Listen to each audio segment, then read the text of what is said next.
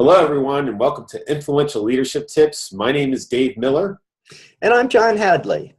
Dave, I was reading an interview and it had a really interesting point around clear communications that I wanted to share. This is Todd Rovak, CEO of Capgemini Consulting North America, and also of an innovation consultancy called Fahrenheit 212.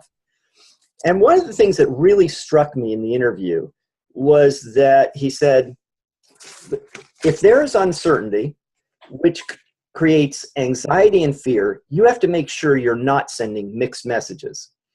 I think about how what I say might be interpreted, so I try to be really clear. And I'm not saying in those difficult moments that everything is fine, but I'm saying that within the storm, we're going to make really calm decisions. And I have to be calm as I explain them. That's different from bravado and different from pretending you have all the answers. It's also not credible to say that everything is going to be fine. The biggest way to fail is to say, I've got this completely figured out. I prefer to be credible and say, we're all on a journey and we have a strategy. And this is what we don't know about the path from here to there.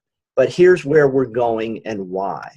And I thought that was a really strong message, because so many times what we hear from senior executives is just the kind of Pollyanna, we're going here, everything's going to work out. Here's our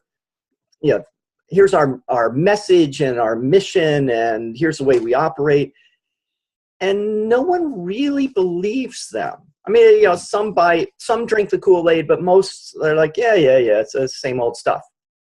And when they have a layoff, it's they try to hide it till the last minute, and then when they do it, they roll it out in a certain way, but it never feels genuine what they're saying. So I think this is really powerful. If you can get people feeling like, okay, John doesn't have all the answers, but he's sharing what he does have. And he's being honest with us about the questions. He's being honest with us about where the issues might lie, so we can buy into it and we can help him make that happen or solve those problems. We can give him good input. I think that's really powerful. And also, if you're going through tough times, I think the worst thing you can do is not admit that it's tough times, but also if you just get frenetic and, it's horrible times and we get, I don't know how we're going to make it and we got to all cinch our belts, and you just add to the frenzy. They're looking for someone who is a calm, rational voice in this, even though they want to see you recognize that it's a difficult time, difficult issue, but they also want to see that you're calm and you're up to the challenge of dealing with it. Yeah, even if you don't know all the answers right now. I think it's about being genuine. Yeah. And, I think because we're taught sometimes that a leader has to be so clear about vision that they know every step of the way, or people think that they need to know that. And it's like, well, I can't admit I don't know something, because then that's not strong leadership. Right. And you and I know, we've done workshops with people on, communication, and, sometimes it's just the way you ask a question. Hey, I don't know enough about benchmarking. So I'm afraid to ask a question about it because I'll look like I don't know much. And just turning that around and saying, well, here's what I do know, and I'd love to get your thoughts on the rest of it.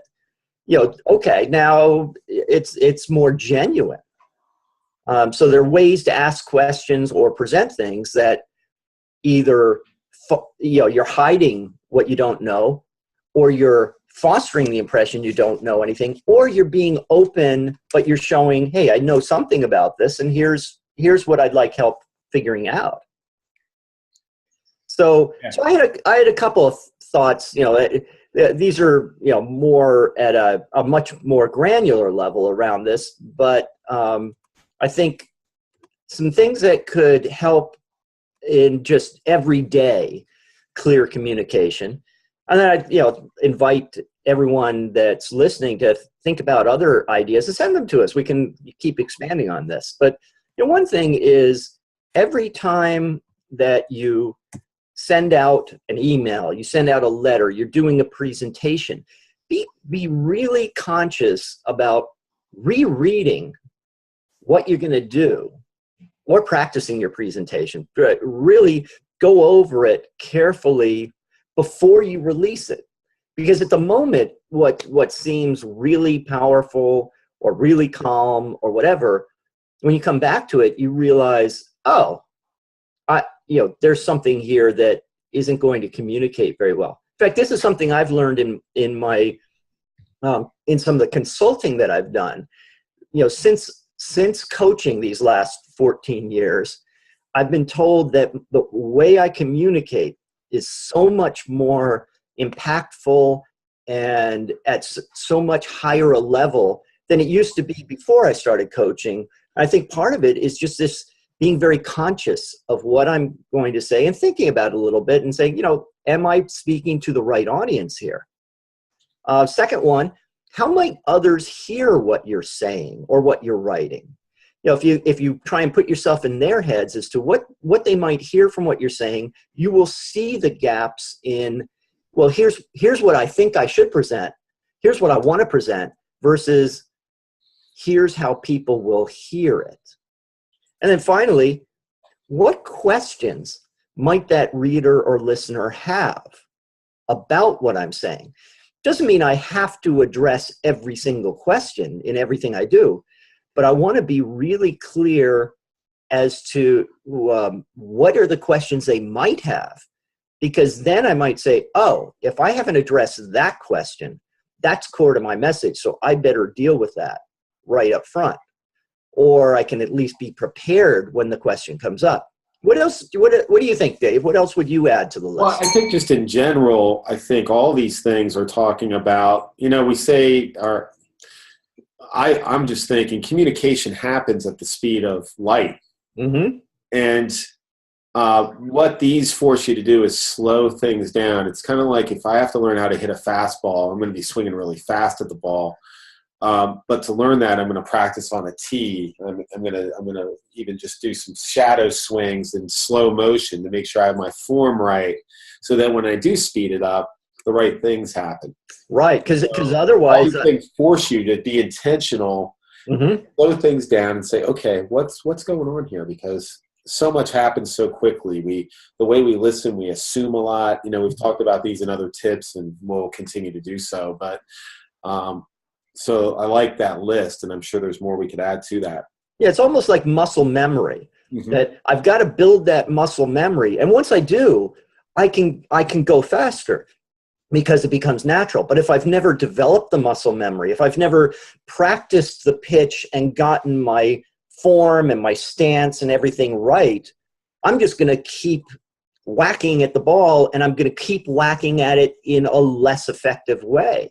So I got to get that muscle memory down to where now that becomes natural. Now I can speed up and I can hit the fastball all the time. Yeah, and that's why I like in our interactive seminars, when we work with clients on site, we'll do a lot of exercises where we practice, where we slow things down and we dissect it, we debrief it so we can really understand it in this microcosm, and then we practice it more in real time and see how it works out. So absolutely, kind of concept.